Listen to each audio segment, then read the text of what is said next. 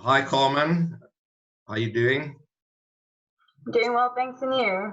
Good, good. Where are you? You're in Somerset West, I believe.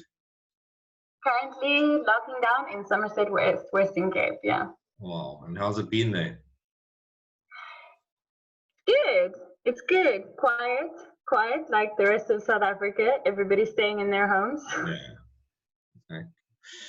So great. Thanks for giving up your time and joining us today. So Carmen is Carmen Fourie. She's actually got a business which is called Employment Relations. So she's a specialist in labor relations, helping up with employment management. So I actually got to her through Grant Greer from OpenRoute, and he recommended her. And she's just to introduce Carmen a little bit. So Carmen's got a very well educated, got a BCom cum laude in industrial psychology from Stellenbosch University. She also majored in entrepreneurship and innovation management. She lectured at Stellenbosch University, and recently she's completed a thesis it's quite a lengthy title, called The Development of Competency Model for Small Business Owners in South Africa. But summarized, really best explained in a very simple, it's really how she researched what the behaviors are, what makes small business owners successful, and what success means to them. That's really a summary of what her expertise is. So I think it's great that Carmen joins us today, because now with what our President Cyril Ramaphosa said last night, with this lockdown 4, level 4, it seems to be end of May, but we really don't know where it's going. So, and the biggest challenge is actually with the SMEs at the moment. You know, the big guys have got their cash resources, they've got their experts available on tap, the in-house labor department, but it's really the SMEs that are feeling the brunt of it right now, and how they're going to survive this. So I'm going to hand over to Carmen, and just maybe there are 3 agenda points that we'd like to cover, if possible. First is really what options SMEs have with their labor force or with their employees. You know, there is retrenchment, but that's obviously the last resort. But there are other interim resorts that we can hopefully ease the pain for everyone. She'll give us a few practical tips of what to actually do, because it's all nice in theory, but what do you actually do at the coalface? And then obviously personal relationships are very important. You built these up over many years, and you want to maintain these, because hopefully you can re-employ these people, and you don't want to sour what you built up over many years. So I'm going to hand it over to Carmen, and if you can just maybe just help us and guide us thanks very much. Sure, thank you for that introduction. I was actually thinking about my research when you said that, and it's crazy because at the time that I sort of published it, the failure rate for small business owners in South Africa in the first 3 years was 90%. And that was before the failure rate. Yeah, that means 10% of businesses that started actually made it past the first 3 years, and that was back then. So when they had the normal economic challenges. So now I'm just thinking, if that was the failure rate then, what they must be experiencing now is phenomenal. And I think the business owners that we see not only survive this period, but actually sort of use it as an opportunity will be the ones that we really need to look at and be inspired by what they do to get through this. And thinking about the impact that it has on small business owners, I like the analogy that people have been using about the storm. I think that's sort of a good one to talk about it. Yeah. When I researched small business owners, one of the things we looked at was the survival of the business. Now, currently, everybody is in survival mode. It's so uncertain. We don't know what's happening. And you touched a little bit on that, is that survival must and should actually mean survival and continuation of the business. So you shouldn't be doing something to survive now, but 6 months from now, your business can't continue because of the things that you did to survive. And I think that's a focal point with employment relations and exploring the options that they have at their disposal, is to think, okay, what can I implement now to make sure that we get through this, that we weather this storm, but also at the end of it, that I still have people who want to work for my business, that there are still options, that I still have a client base that is sustainable and a business that is sustainable and a culture left, that I have trust with my employees and things like that. So it's easy to say, okay, you've got 10 options and you sort of pick and choose. But some of those options might mean survival now, but your business might not then survive the next year, 2 years, depending on the option you chose. So that was my thinking of the state that most businesses are currently in, and the calls that I get are from a place of, I need to survive, and I understand the urgency, I do, but you also need to ensure continuation of your business. Because it's nice to survive for 2 months, but then what happens after that? Yeah, sometimes you're going to make a very tough decision. I was in another webinar the other day where really tough decisions have to be made. You need to almost separate your personal, the business, and your staff, almost 3 pots, and say, okay, what's best for the business right now? Because if the business fails, then everyone's going to suffer. But if the business can survive, at least some of the parties will carry on with it. So maybe, Carmen, if you can just guide us on a couple of options that are available out there. We're hearing retrenchment a lot, but I'm sure part work hours, but I'm sure there are a lot of options which people need to consider. So if you could just guide us a few of those. It's quite interesting because it's not like you're starting on a clean slate with the lockdown extension, because we didn't know what was going to happen. So the plan you had when first the lockdown was announced, a lot of people were like, it's only 3 weeks. Okay, my people are going to take paid leave, because that's your leave period essentially for the year. Yeah. Or they were like, okay, it's fine. I will just pay my employees. We can carry them for 3 weeks. Not a problem. Yeah. Other people were, like Grant, were very quick to the ball thinking, because his business was impacted much longer than the lockdown period. And that was quite obvious at the time, where it was like, let's put in all the applications that we can to make sure that we get funding. So we saw at the beginning that people were kind of just like, all right, let's see what we can do to do 3 weeks. 3 weeks obviously became a bit longer, which has now become longer. And we have no idea how long it's going to take. So now businesses are looking at options that are a little bit more long-term and a little bit more like, even if I can open my doors, I cannot resume full business. So the options that I'm currently seeing and that I'm discussing with people, and I'm loving the innovation, because I love when a business owner phones me and says, this is my problem. These are 7, 8 scenarios that I have. Tell me which are legal. Tell me which are ethical. Tell me how I can do it. And that's great, because then we can really get into what works for your business. Yeah. So things that we've done and things that I've implemented is that we have looked at the obvious things: lessening of hours, flexibility of your work, a reduction in benefits, because you don't need your travel allowance at this point in time because you're not traveling. So obviously we look at what are the expenses in labor that we can freeze or cut that you really don't need at this point, and then we can resume them once life, goes back to whatever it's going to go back to.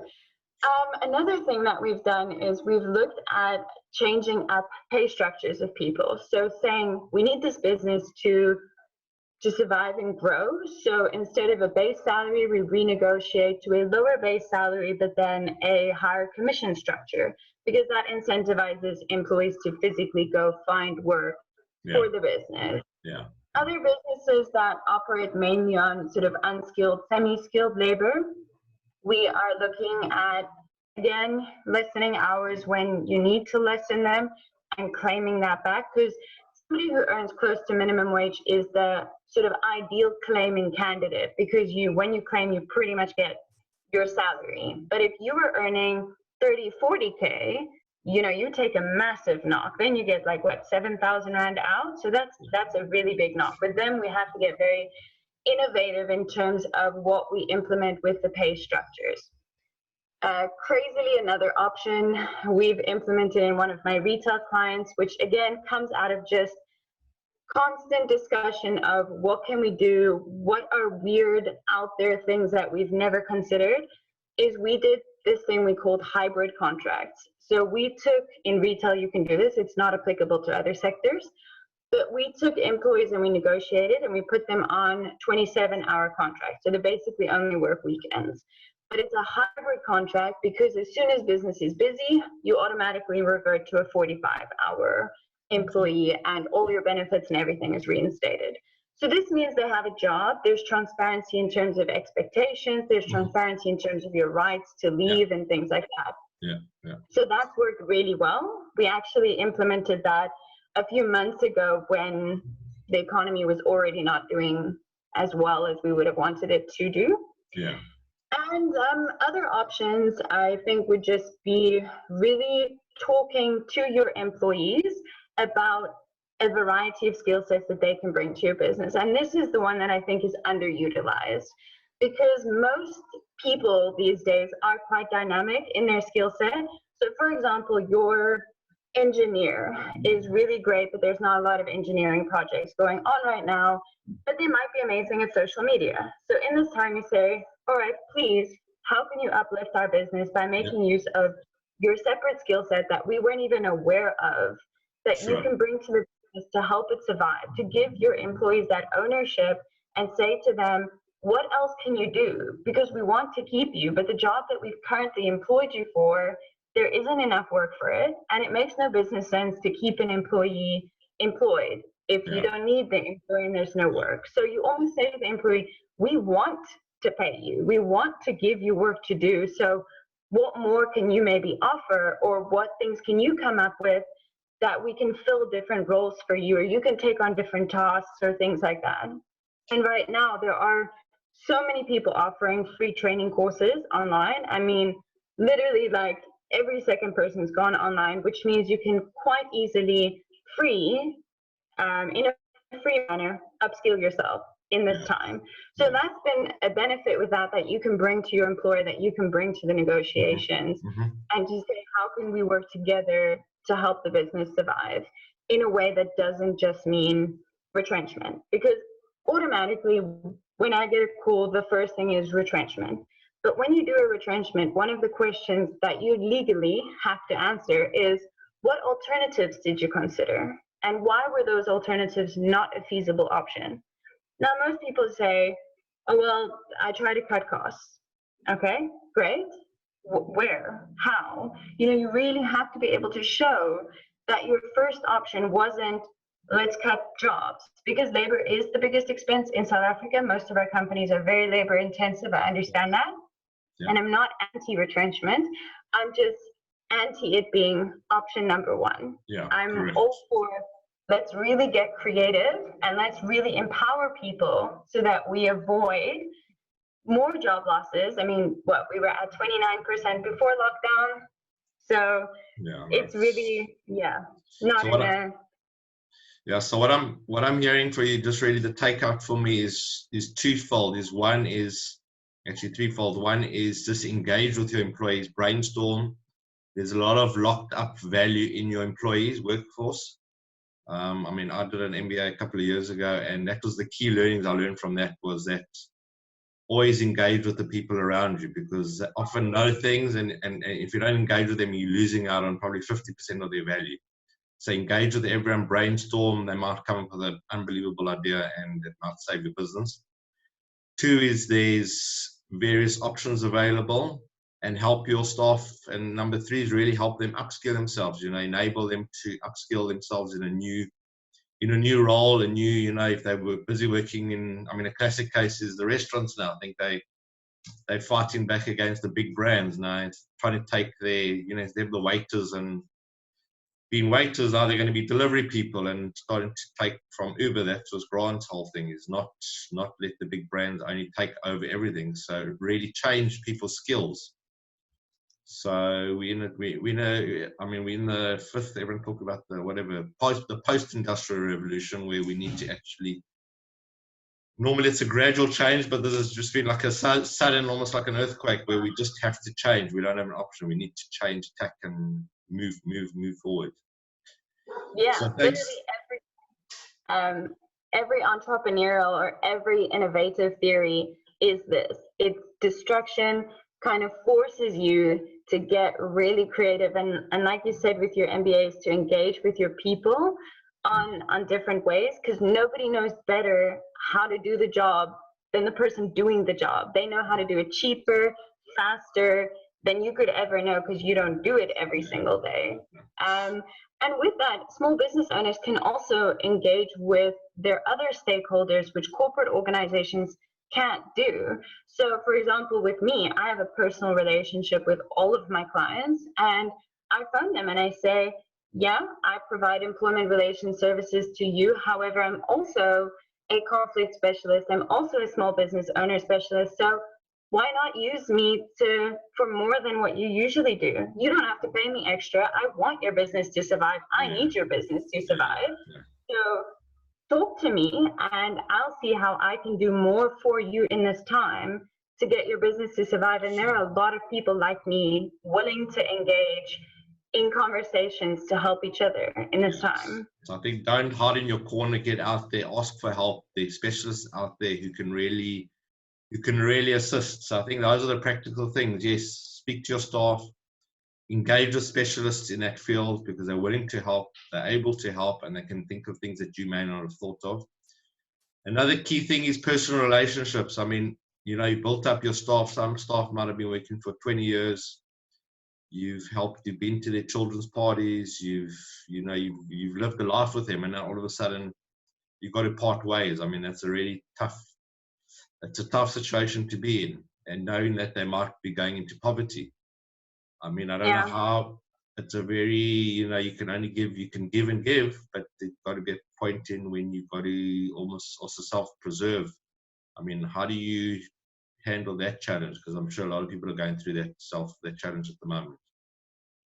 Yeah, that's actually a question I get asked quite frequently, because in my line of work, most of what we do is terminations of employment. Mm-hmm. And in South Africa, when you terminate somebody's employment, you know that you're most likely sending them to, if they're older and have worked for your company for a long time, we're sending them to probably a lifetime of unemployment. And for other people, we're probably sending them to a year, 2 years of unemployment. We don't know how long, but it's bad, and we carry the magnitude of that every time we terminate somebody's employment. And we really think about, you don't make a subjective decision about it. You don't say, okay, because this is hurting my feelings, I'm not going to make this. But you truly understand the magnitude of what you're doing when you decide to retrench somebody, especially somebody that you've spent years building a relationship with. And that actually brings me to the practical, but also the legal requirements of a retrenchment or changing terms and conditions. So I'm jumping around a little bit. Yeah. But one of the requirements also makes human sense. It also is empathic. The first thing is that before you go into retrenchment consultations, you are never allowed to make unilateral changes to terms and conditions. That means you are not allowed to implement pay cuts or remove things or change hours without an employee agreeing to it. And you follow the same procedure you would for a retrenchment. And the starting point is give an employee the proper information to consult with you on the factors. So don't just say, you read the news, the business is doing badly. Yes, people read the news, and yes, the business is doing badly. But how badly?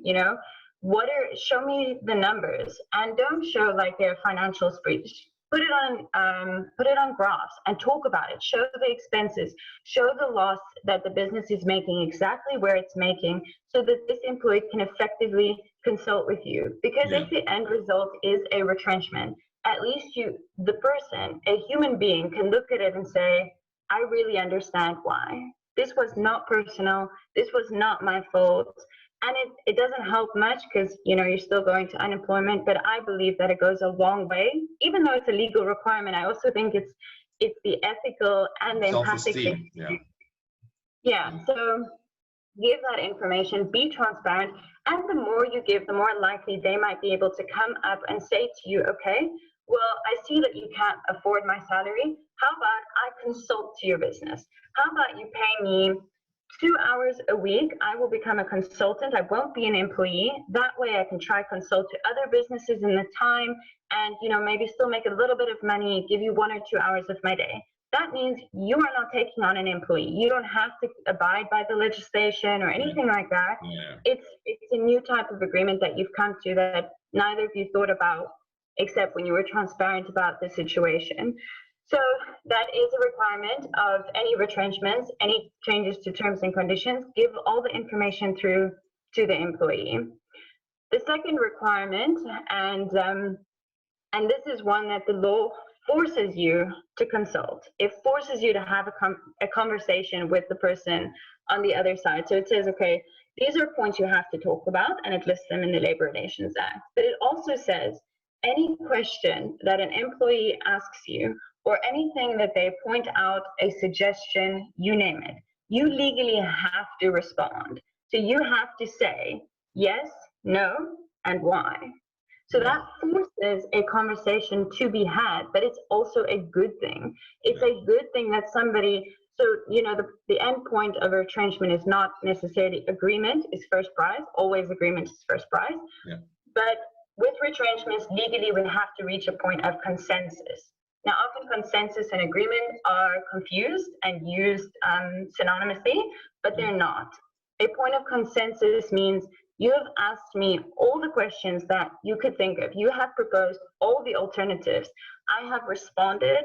I have clarified. There is nothing more that we can talk about. We have reached a stalemate point. There is literally nothing more to unpack from this. And that way, everybody leaves with a sense of closure. Because in ending a relationship, whether it's a romantic one, a friendship, it's the same as an employment relationship. It's emotional. You need that closure. You need that conversation, and the law in this case forces it.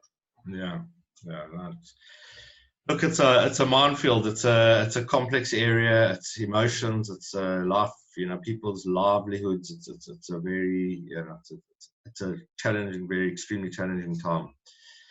Just on that note, Carmen, I don't want to keep you too long. I'm sure you're busy. I'm sure there are a lot of people looking for you. Thanks very much for your time, and hopefully we'll catch up soon again. And thanks really much for the tips, the practical tips. I think it helps people out there to have I think really also about attitude, you know, have a positive attitude. Think how you can innovate. It's all about innovation now. Think how you can innovate, think how you can work better, smarter. And thanks very much for your time again. Definitely. Thank you so much for having me. Thanks. I'm just going to stop.